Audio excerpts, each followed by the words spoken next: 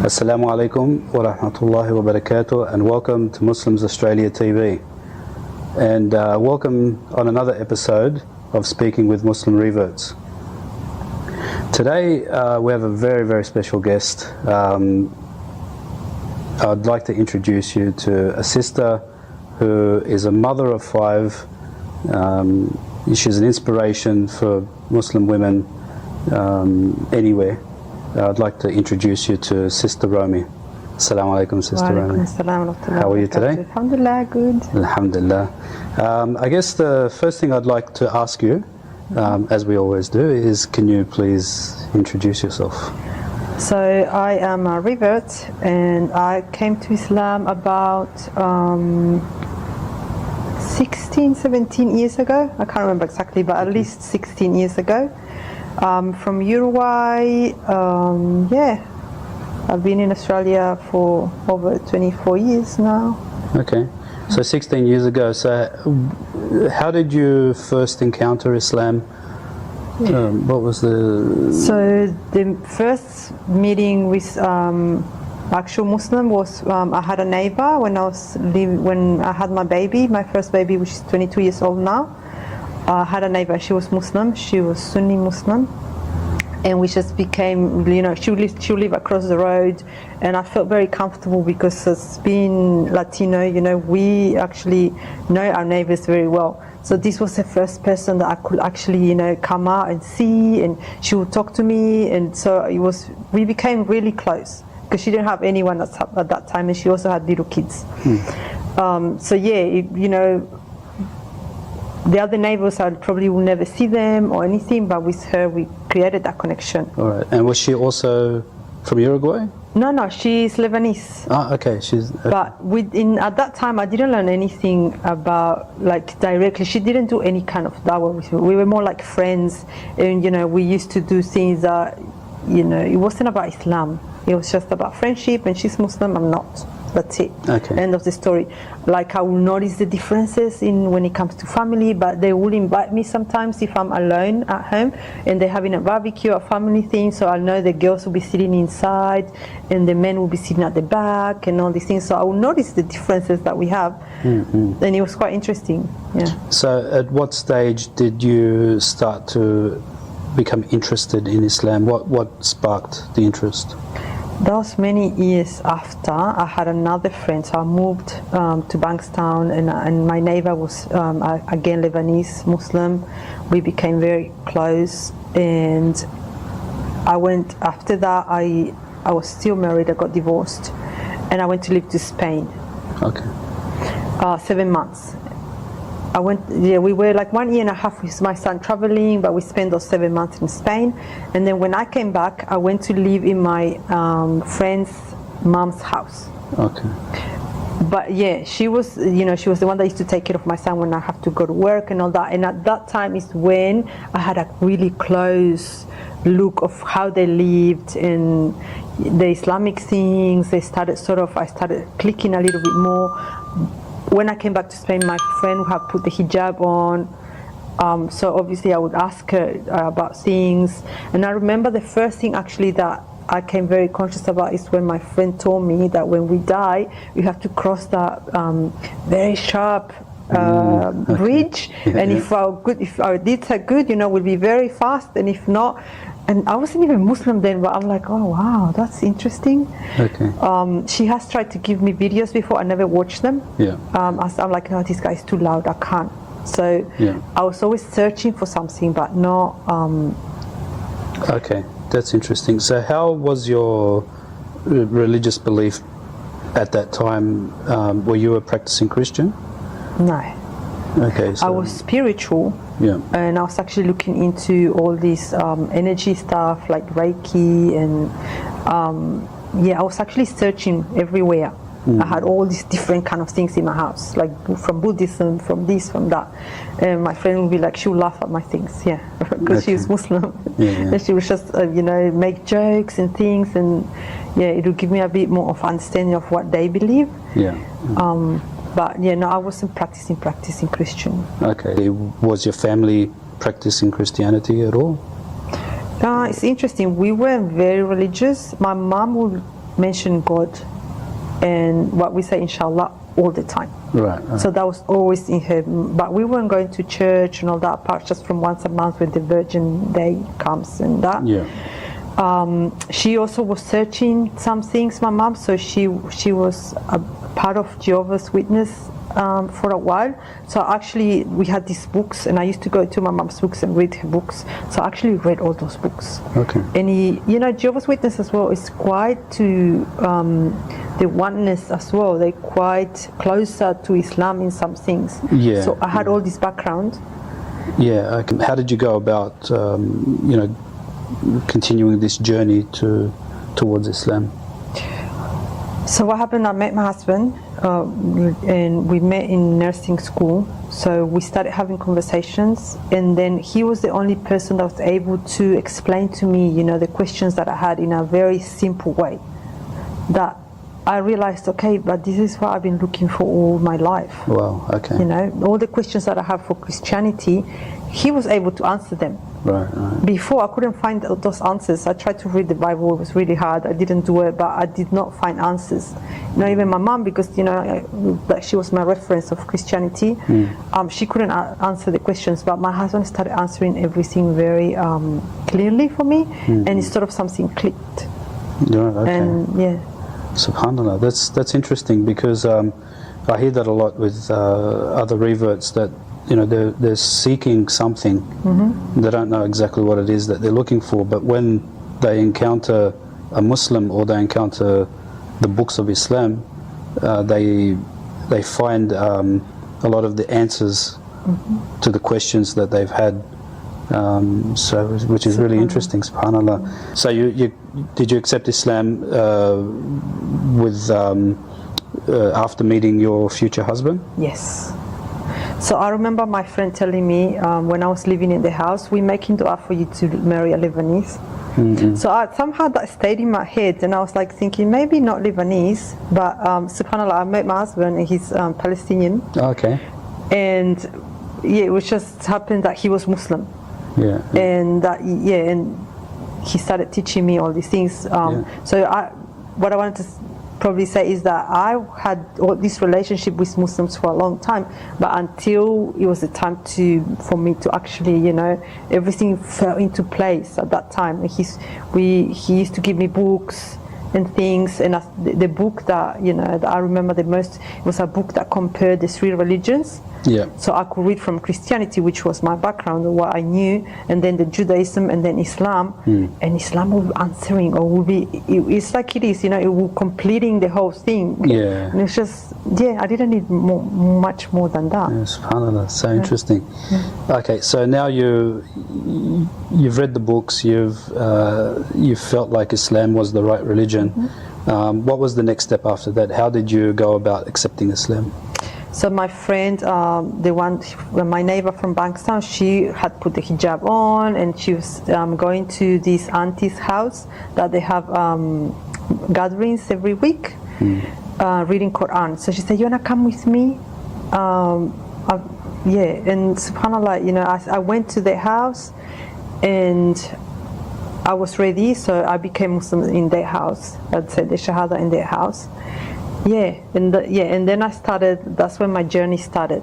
From there, Yeah. How did you feel when you made the Shahada? Wow, it was just like a coming home kind of feeling, and because I was told that now all your past is being forgiven. I'm gonna cry. It was just it was a strong coming home feeling that because I always loved God. Yeah. I had this big connection with God all my life in terms of personal. Maybe it wouldn't show from the outside, but me inside in my heart, I always had it, and it felt like now I'm back to you. Okay, so you found what you were looking for. Yeah. Subhanallah. So that's really interesting. So, and then after that, after you accepted Islam, what was the next step after that? Eventually you got married? Yes, so I became Muslim in August, and we got married next April. So my husband at that time, he went for Hajj, and came back. So once he went to his country, he spoke to his family, and he came back and sort of had made a decision. Okay, yeah, because he wasn't sure as well. Like, you know, okay, yeah, I became a Muslim, but I guess he needed all that time to see if it was something that it was real, and you know, so it took all that time. And we got married. So after you've accepted Islam, how did your family react?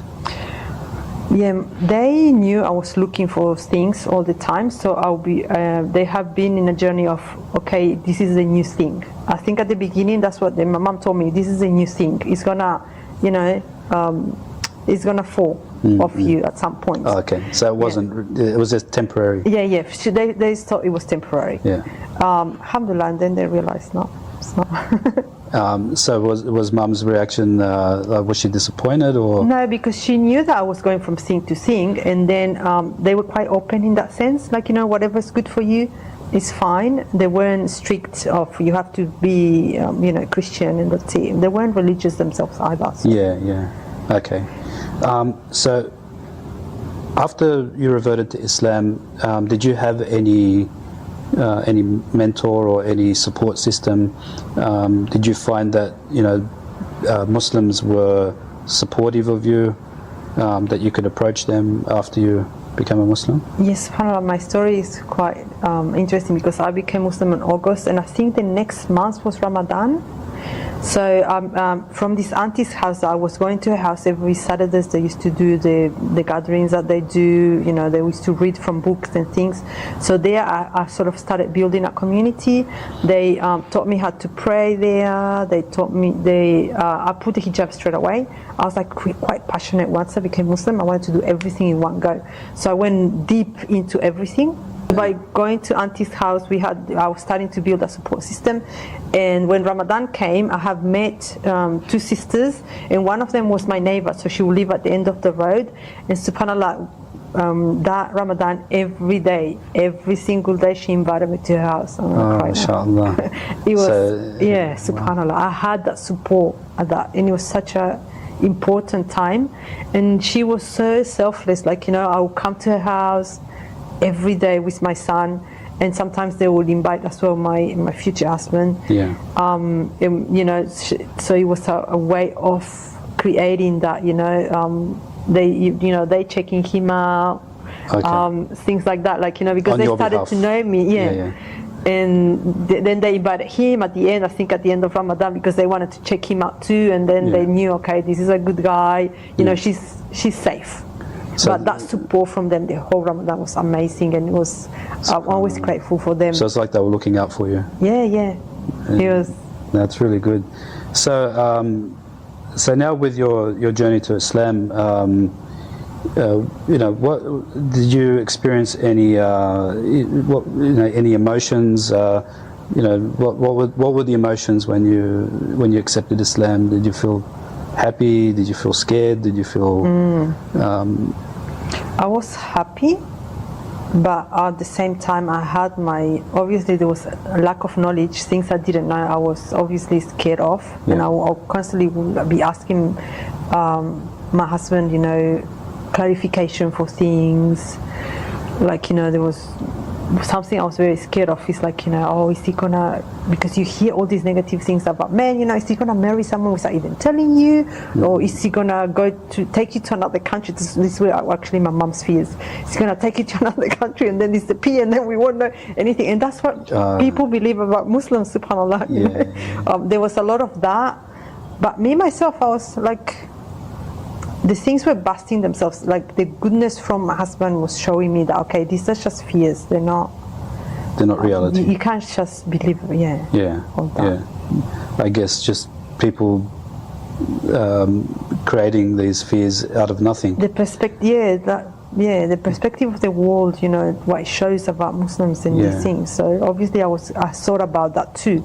Like I put the two things into I can see this person is so good, but in the other hand, you know, they say all these things about Muslims. What if, you know, one day he changes and, you know, he flips and then you are in this horrible marriage. So I had all that kind of thinking. I had lots of thinking about going out with the hijab at the beginning and thinking everybody's looking at you, you know, and trying to, us.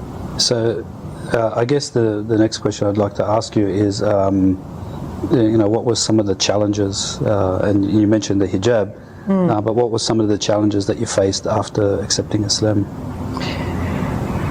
So I think I adapted very easily after going through that, you know, that kind of going out the first day with hijab and thinking all eyes are on you,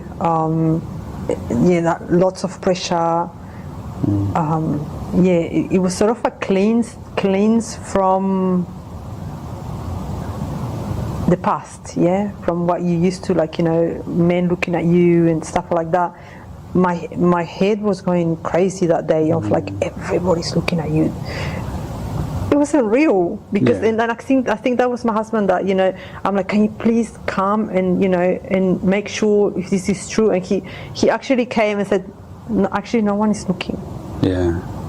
No one is looking, and that actually so every time I would come out after next, it's like, no, actually no one is looking, relax, until I became very comfortable with it, and I realized actually no one is looking. So you could almost say that your husband was a good mentor, good support. He was my support. Alhamdulillah, that's so good. Alhamdulillah, yeah, that's great. So how did you end up sort of integrating with Muslims or integrating into the Muslim community? I had that very, very good first experience with my Lebanese neighbors, but I not always found it easy as well. I had those things of like, you know, thinking around or being born Muslim. You weren't born Muslim. Somehow you're defective. Somehow you're not enough. Sometimes, you know, somehow you don't have enough knowledge, especially at the beginning. You mean amongst the Muslims themselves? Yeah. So I would feel a bit of an outsider a lot of the times. Yeah. But I'm thinking my personality as well. I'm very easy to go into places and feel uncomfortable and not mind it. Yeah. Okay. So that helped. You know, that helped me. That I kept going into those places. I kept knowing. I kept getting to know them, so I could integrate myself. I never stood back and say, no, I don't belong here. No, I'm a Muslim too. Yeah. I have to stand strong on that. I'm actually a Muslim too. That gives me certain rights. Or certain, you know, even though I don't have the knowledge, I'm still a Muslim. Yeah. So I pushed through. And Alhamdulillah. Did you look into attending any classes or doing things like that? Straight away I started the Sharia course. I think straight away it probably means 4 or 5 months after. And that gave me a good foundation of knowledge, alhamdulillah. It was, I think, the first Sharia course that was coming on the UMA, and I went with my little one. He was 5, 6 years old. Every night with me, he was coming to the lessons, and I enjoyed that, alhamdulillah. So that gave me good, you know, knowledge base, confidence. So as a Muslim, how did Islam affect your daily routines? Did you feel that, you know, your daily routines became a lot more better than they were before you were a Muslim? Yeah. First, you have to incorporate the praying, so which, you know, I used to love, and I used to love hearing the Quran. So I had to incorporate all these things in my life, but at the same time I had the things I needed to take out of my life, like, you know, I stopped drinking, I stopped smoking. I was, subhanAllah, so passionate about it that I did everything cold turkey. The same day that I became Muslim, the same day I didn't drink anymore, the same day I put my hijab on, the same day I started praying. Really? But the only thing that I was weak about is stop smoking. So it took me maybe 2-3 more cigarettes before I could actually. But it hit me so hard. Wow. That alhamdulillah, because actually Allah probably made it easy for me. Yeah, alhamdulillah. And that didn't phase out. So like your mother feared. Well, she Yes, probably, and they started noticing as well Yeah. how I changed with her, because as the more I was learning how you meant to be with your mom, the more I realized, oh my God, I was like a brat with my mom. I would treat her so, not in a nice way, and then I was changing, and my mom, she became happy about it to the point that my mom passed away, but at some point she nearly, it was nearly there to become Muslim, but alhamdulillah, it didn't happen. alhamdulillah. No, that's sad. But so you feel that maybe as a Muslim you improved as a person in general. Yes, I feel that all these things are in the outside, because in my heart I feel like I was in some places already, but out in the outside, in my actions, they all improved. Okay. Because I was following the Deen, and everything was. Now it's just really interesting how once you accepted Islam, I don't know. When I tell just that went to all- people, it's it was like, I don't great. know how I did that, but that's what I actually tell. That helps me now in what I do as well. That some people think they can't change, and I always tell, like, look, you can change, Yeah. and it's from Allah as well. If Allah puts that in for you just do it. And I do understand that for some people it's a progress, and they have to do it gradually, and everybody's different. But this is how it hit me, and I think for me it was easy that way. Well, this leads to the next question, and we'll probably wrap it up there. So we're looking at a person who was in your position. They feel that Islam is the right path for them, but they're just sitting on that side of the fence, and they need that little push. What advice would you give that person that is thinking about becoming a Muslim? I would say find the knowledge, find a little bit more about Islam, because that's one of the things that helped me. And personally as well, it could be that you read the signs.